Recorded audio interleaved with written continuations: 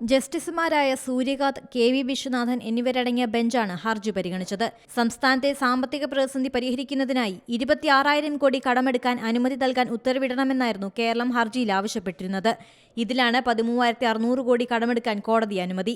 ബാക്കി തുക കടമെടുക്കുന്നതിന് കേന്ദ്ര സർക്കാരും കേരളവും തമ്മിൽ ചർച്ച നടത്തി ധാരണയിലെത്താനും കോടതി നിർദ്ദേശിച്ചു. നേരത്തെ സംസ്ഥാന ധനമന്ത്രിയുടെ നേതൃത്വത്തിൽ നടത്തിയ ചർച്ചയിൽ സുപ്രീം കോടതിയിൽ ഹർജി നൽകിയതിൽ കേന്ദ്ര സർക്കാർ അതൃപ്തി അറിയിച്ചിരുന്നു. സുപ്രീം കോടതിയിലെ ഹർജി പിൻവലിച്ചാൽ കടമെടുക്കാനുള്ള അനുമതി നൽകാമെന്ന ഉപാധിയും മുന്നോട്ട് വെച്ചിരുന്നു. ഉപാധി മാറ്റാൻ സുപ്രീം കോടതി നിർദ്ദേശിച്ചു. കേരളത്തിൽ സാമ്പത്തിക പ്രതിസന്ധി രൂക്ഷമാണ്. 2 ആഴ്ചകൾ കൂടി കഴിഞ്ഞാൽ ഈ സാമ്പത്തിക വർഷം വായ്പ എടുക്കാൻ കഴിയില്ല. അതിനാൽ 15,000 കോടി വായ്പ എടുക്കാൻ അനുവദിക്കണമെന്ന് കേരളം ആവശ്യപ്പെട്ടു. ഇക്കാര്യത്തിൽ ഇന്ന് വൈകിട്ട് തന്നെ കേന്ദ്രവും കേരളവും തമ്മിൽ ചർച്ച നടത്തി തീരുമാനമറിയിക്കാൻ കോടതി നിർദ്ദേശം നൽകി.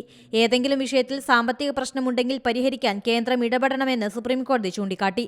ഒരു സംസ്ഥാനം മറ്റെല്ലാ സംസ്ഥാനങ്ങളുടെയും സാമ്പത്തിക സ്ഥിതിയെ തകിടം മറിക്കുന്ന തരത്തിൽ കടമെടുക്കാൻ പാടില്ലെന്നാണ് കേന്ദ്രം വാദിച്ചത്. National desk, Zee Malayalam News. ഏറ്റവും പുതിയ വാർത്തകളും വിശേഷങ്ങളും വിരൽത്തുമ്പിലറിയാൻ സി മലയാളം ന്യൂസ് എല്ലാ ഡിജിറ്റൽ പ്ലാറ്റ്ഫോമുകളിലും ലഭ്യം.